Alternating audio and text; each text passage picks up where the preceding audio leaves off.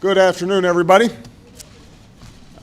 Yesterday, before votes were tallied, I shot a video that some of you may have seen in which I said to the American people, regardless of which side you were on in the election, regardless of whether your candidate won or lost, the sun would come up in the morning.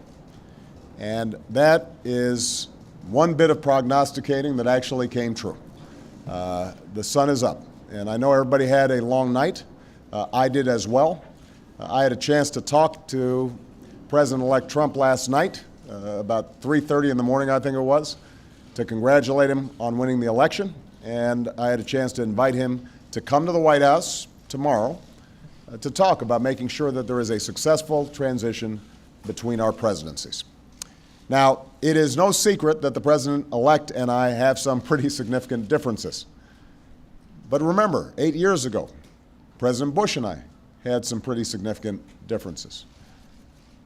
But President Bush's team could not have been more professional or more gracious in making sure we had a smooth transition so that we could hit the ground running. And one thing you realize quickly in this job is that the presidency and the vice presidency is bigger than any of us. So I have instructed my team to follow the example that President Bush's team set 8 years ago and work as hard as we can to make sure that this is a successful transition for the President-elect. Because we are now all rooting for his success in uniting and leading the country. The peaceful transition of power is one of the hallmarks of our democracy. And over the next few months, we are going to show that to the world. I also had a chance last night to speak with Secretary Clinton, and I just had a chance to hear her remarks. I could not be prouder of her. She has lived an extraordinary life of public service. She was a great First Lady. She was an outstanding senator for the state of New York, and she could not have been a better Secretary of State. I'm proud of her. A lot of Americans look up to her. Her candidacy and nomination was historic and sends a message to our daughters all across the country that they can achieve at the highest levels of politics. And I'm absolutely confident that she and President Clinton will continue to do great work for people here in the United States and all around the world. Now, everybody is sad when their side loses an election. But the day after, we have to remember that we're actually all on one team. This is an intramural scrimmage.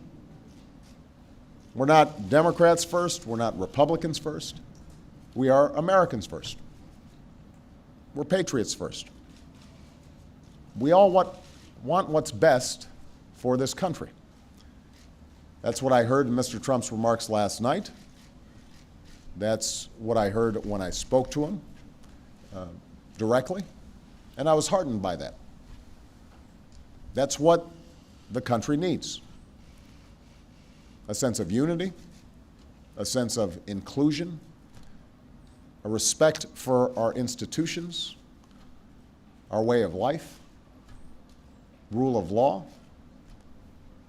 and a respect for each other. I hope that he maintains that spirit throughout this transition, and I certainly hope that's how his presidency has a chance to begin.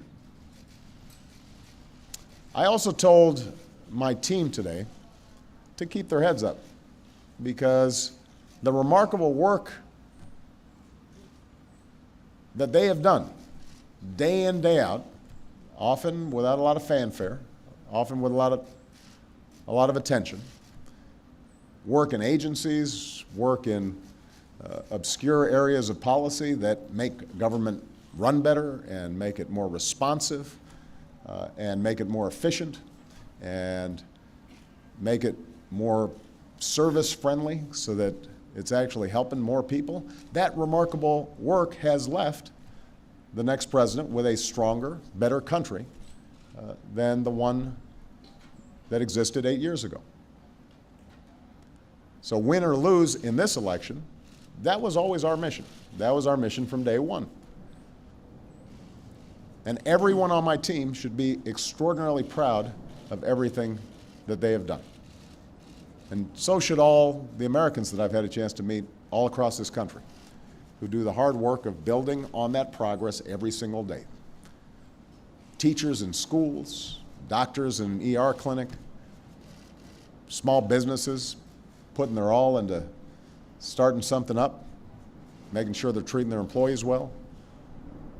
All the important work that's done by moms and dads and families and congregations in every state. The work of perfecting this union. So this was a long and hard-fought campaign. A lot of our fellow Americans are exultant today. A lot of Americans are less so. But that's the nature of campaigns. That's the nature of democracy. It is hard and sometimes contentious and noisy. It's not always inspiring. But to the young people who got into politics for the first time and may be disappointed by the results, I just want you to know you have to stay encouraged. Don't get cynical. Don't ever think you can't make a difference. As Secretary Clinton said this morning, fighting for what is right is worth it. Sometimes you lose an argument. Sometimes you lose an election. You know, the path that this country has taken has never been a straight line. We zig and zag, and sometimes we move in ways that some people think is forward and others think is moving back. And that's okay. I've lost elections before. Joe hasn't, but you know. So I've been sort of sharing. Remember, you beat me badly. That's the way politics works sometimes. We try really hard to persuade people that we're right. And then people vote. And then if we lose, we learn from our mistakes, we do some reflection, we lick our wounds, we brush ourselves off, we get back in the arena. We go at it. We try even harder the next time. The point, though, is that we all go forward with a presumption of good faith in our fellow citizens. Because that presumption of good faith is essential to a vibrant and functioning democracy. That's how this country has moved forward for 240 years. That's how we've pushed boundaries and promoted freedom around the world. That's how we've expanded the rights of our founding to reach all of our citizens. It's how we have come this far. And that's why I'm confident that this incredible journey that we're on as Americans will go on. And I'm looking forward to doing everything that I can to make sure that the next president is successful in that. I've said before, I think of this job as being a relay runner. You take the baton, you run your best race, and hopefully by the time you hand it off, you're a little further ahead. You've made a little progress. And I can say that we've done that, and I want to make sure that handoff is well executed because ultimately we're all on the same team. All right? Thank you very much, everybody.